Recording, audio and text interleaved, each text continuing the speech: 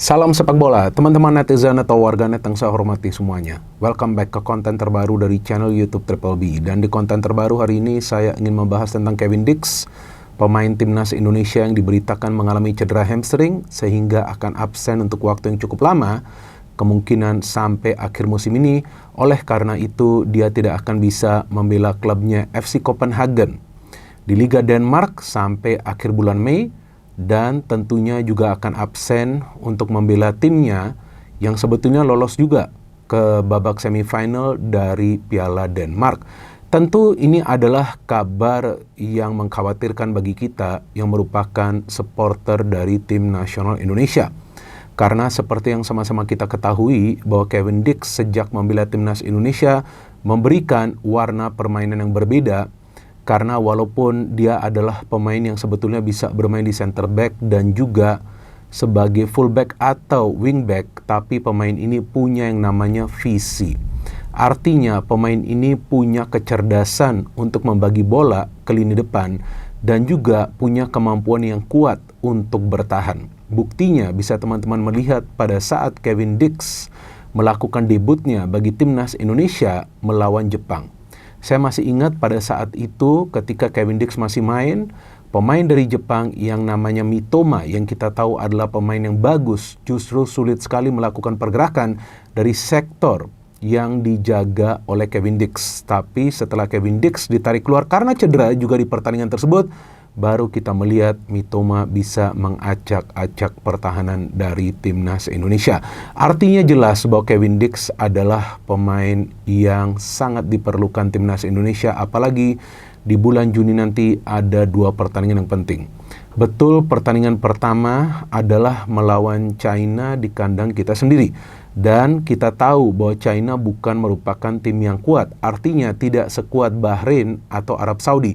Tapi tetap saja China tidak bisa dianggap remeh. Dan seperti yang sering saya katakan, bahwa yang bisa mengalahkan timnas Indonesia adalah jika para pemain dari timnas Indonesia itu overconfident dan tidak bisa fokus selama jalannya pertandingan. Maka itu lawan China pun tentu timnas Indonesia perlu menurunkan semua pemain-pemain intinya. Dan seperti juga yang kita ketahui bahwa Kevin Dix musim depan akan bermain di Bundesliga atau Liga Jerman bersama klub barunya Borussia Mönchengladbach. Jadi tentu sangat disayangkan jika nanti dia tidak bisa mengucapkan salam perpisahan kepada supporter dari klub yang sekarang dia bela, yaitu FC Copenhagen. Bahkan pelatih dari FC Copenhagen juga menyayangkan bahwa Kevin Dix terpaksa harus absen selama akhir musim ini. Walaupun kita tahu bahwa cedera hamstring itu membutuhkan waktu 3-6 pekan untuk bisa full recovery. Tapi tergantung juga kan dari cedera yang dialami oleh sang pemain. Nah, sebetulnya kan berita ini sudah rame beberapa hari yang lalu. Tapi saya tunggu sampai hari ini. Benar atau tidak nih akan absen sampai akhir musim. Baru hari ini saya baca hampir di semua media digital yang biasa membahas tentang timnas Indonesia bahwa Kevin Dix akan absen sampai akhir musim ini. Dan kita tahu bahwa pertandingan melawan China dan juga Jepang adalah di awal bulan Juni. Berarti kemungkinan besar, saya tidak mengatakan pasti, tentu saya berharap Kevin Dix bisa segera pulih, melakukan recovery program ya agar dia bisa kembali pulih, tapi kan nggak bisa dipaksakan juga, ya dong. Jangan sampai nanti dia paksakan untuk segera pulih, tiba-tiba nanti cederanya semakin parah. Ya kan, kita harapkan Kevin Dix ini bisa pulih 100%. Kemudian ya jika memang dia bisa membela timnas Indonesia, tentu itu bagus.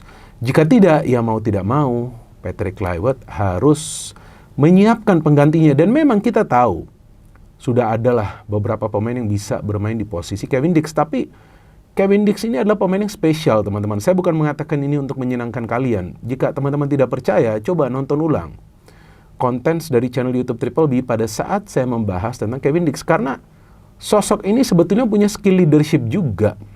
Bahkan di FC Copenhagen tuh dia bisa mengorganisir pertahanannya. Dia bahkan beberapa kali bisa melakukan progressive run. Ini pemain yang punya kekuatan fisik yang luar biasa juga, walaupun usianya sudah tidak muda. Karena kita tahu usianya mendekati 30 tahun, kalau nggak salah 28 tahun. Dan yang saya melihat statistik dari Kevin Dix, wah pemain ini produktif banget dalam memberikan assist dan juga tentunya dalam mencetak gol bagi klubnya. Dia bahkan telah membela klubnya tuh sampai dia cedera ya. Kemarin itu ya, kalau nggak salah dia menit ke-20 ya ditarik keluar lawan Brøndby ya. Itu juga klub kuat di Denmark. Dia telah membela klubnya kalau nggak salah sebanyak 42 pertandingan atau 45 pertandingan. Itu jumlah pertandingan banyak loh. Termasuk pertandingan-pertandingan di Piala Denmark dan juga di Conference League. Kan di Conference League timnya tersingkir karena kalah lawan Chelsea. Dan Kevin Dix main di pertandingan tersebut. Bahkan sempat juga bermain sebagai center back. Jadi memang penggantinya ada, kita semua tahu ada, tapi tidak spesial seperti Kevin Dix. Dan Kevin Dix ini adalah pemain yang, waduh, fighternya luar biasa. Ini dia kalau soal agresivitas, wah gak kalah. Mitoma itu jatuh bangun pada saat Kevin Dix itu masih main. Dan kita tahu melawan Australia, dia yang memberikan assist kepada Ole Romani. Ya walaupun dia miss penalti, ya saya pikir ya pemain-pemain besar juga bisa saja miss penalti, tapi dia kan kemudian bisa recover ya. Dia bisa fokus selama jalannya pertandingan. Dan melawan Bahrain, Kevin Dix bisa memberikan 2 umpan kunci. Artinya dari 2 umpan kunci itu tercipta yang namanya peluang. Walaupun gak langsung karena dia memberikan umpan kunci itu ke pemain lain. Dan bahkan nih yang saya catat, ini saya catat beneran nih. Karena ada beberapa pemain yang saya catat nih.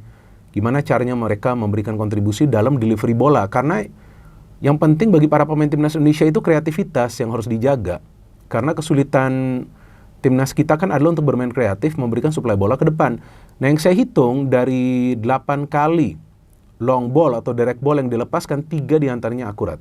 Dari 2 kali crossing yang dilepaskan, 1 diantaranya akurat. Ini sudah angka statistik yang cukup baik bagi seorang pemain yang kita tahulah biasa bermain di posisi center back atau juga sebagai fullback or wingback. Nah penggantinya kan kemungkinan adalah Sandy Walsh atau ada juga Eleanor Reinders. Kalau Sandy Walsh menurut saya akan lebih ideal untuk menggantikan Kevin Dix jika, saya ulangi lagi, jika Kevin Dix nanti tidak bisa membela timnas Indonesia. Walaupun seperti yang tadi saya katakan 2 kali, ya Sandy Walsh tidak seperti Kevin Dix, cara bermainnya pun berbeda. Sandy Walsh ini lebih eksplosif. Dia jauh lebih eksplosif, dia akan lebih sering naik ke depan dengan speednya, power. Tapi kalau soal akurasi passing, ya ini Sandy Walsh ini jujur ya, saya mengatakan tidak sebaik Kevin Dix. Nah saya harapkan kalau nanti dia yang diturunkan, ya yang diharapkan dia bisa memberikan lebih banyak umpan-umpan yang akurat. Tapi Sandy Walsh ini pemain yang berbahaya. Kenapa? Karena dia bisa sering masuk ke ruang pertahanan tim lawan dan juga menciptakan peluang. Sering ini pemain, karena dia berani overlapnya. Kemudian cepat juga turun ke belakang. Nah kalau Kevin Dix kan lebih stylish, lebih menunggu, cari pemain yang free, perlahan-lahan menyusun serangan. Jadi memang 2 tipe pemain yang berbeda. Tapi seandainya Sandy Walsh tidak dipilih, bisa juga Eleanor Reinders. Tapi kalau menurut hemat saya, Reinders ini lebih bagus pada saat dimainkan di sektor ofensif. Artinya apakah dia bermain di belakang striker oleh Romani, atau dia dimainkan di salah satu posisi penyerang sayap. Lihat saja lawan Australia, dia memberikan 1 crossing yang akurat. Pada saat dia bermain di depan, dia mendapatkan 1 peluang, tiba-tiba dia berada di dalam kotak penalti pertahanan Australia.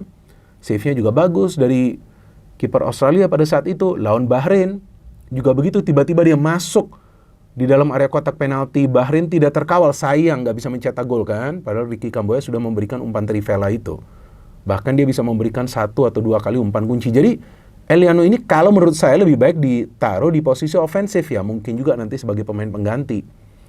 Jadi kalau Sandy Walsh juga tidak dipilih, mungkin nanti Asnawi yang akan dipanggil kembali. Bisa saja. Kenapa gak bisa?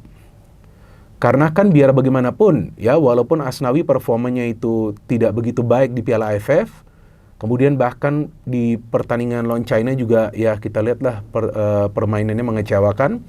Tapi ya tetap untuk sebagai pemain yang standby bagus juga kalau memanggil Asnawi, apalagi dia kan bermain di Liga Thailand ini reguler ya. Walaupun kita tahu dia juga adalah salah satu nama pemain Indonesia yang dipanggil ke ASEAN All-Star kan, yang melawan MU. Tapi ya saya pikir Asnawi kalau dipanggil timnas Indonesia mendingan bila timnas Indonesia lah, ya kan. Walaupun lawan MU itu kalau nggak salah 28 Mei. Tapi dia juga kan harus menjaga kondisi kebugarannya. Pemain lain yang dipanggilkan adalah Ferrari. Jadi ini sebetulnya nih adalah kehilangan yang besar bagi timnas Indonesia, teman-teman. Jika Kevin Dix nanti tidak bisa bermain. Apalagi lawan China, ya kita jangan bicara dulu lah lawan Jepang. Lawan Jepang nanti kan main di Jepang itu wah udah sangat sulit. Tapi lawan China ini yang harus menang.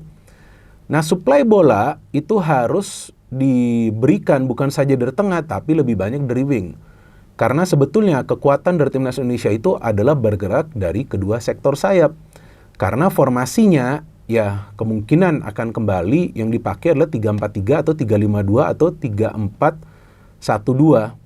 Ya, yang pasti itu 3 center back lah, karena kan dengan bermain 4 pemain bertahan, sering kecolongan lawan Australia, dan China juga pasti mainnya counter attack. Pasti mereka akan defend counter, jadi jangan sampai ada ruang-ruang yang terbuka di area pertahanan tim lawan. Artinya dengan 3 center back, kalau bertahan bisa menjadi 5 pemain bertahan, dengan adanya 2 wing back yang harus menutupi ruang di area pertahanan. Jadi jika nanti mainnya dengan 3 center back, ada 4 pemain di tengah. Nah, ini wingback ini yang sangat bertanggung jawab untuk bisa memberikan umpan-umpan juga kalau bisa early crossing. Karena sekarang ada Ole Romani, ya kan, ada Marcelino, bahkan Reinders juga bisa dimainkan di depan. Jadi crossing-crossing atau mungkin umpan-umpan terobosan itu memang harus lebih akurat. Dan saya melihat timnas Indonesia itu pada saat bermain dengan umpan-umpan terobosan jauh lebih baik. Artinya wingback itu jika memang tidak langsung memberikan early crossing, umpan-umpan ke tengahnya itu harus bagus. Kemudian ada follow up dari pemain lain dari tengah yang memberikan umpan ke lini depan. Kita harapkan juga jangan ada pemain lain dari timnas Indonesia yang nanti tiba-tiba mengalami cedera. Tentu kita berharap dan berdoa agar mereka semua fully fit. Karena lawan China, yang udah pasti bahwa Indonesia harus bisa mendapatkan 3 poin untuk menjaga dan membuka peluang minimal bermain di round 4 babak kualifikasi Piala Dunia tahun 2026 zona Asia. Saya akan kembali lagi membuat konten pada saat nanti ada update tentang pemain dari tim nasional Indonesia atau dari pelatih atau mungkin perkembangan lainnya yang terjadi. No hate, no politics, only football. Salam sepak bola.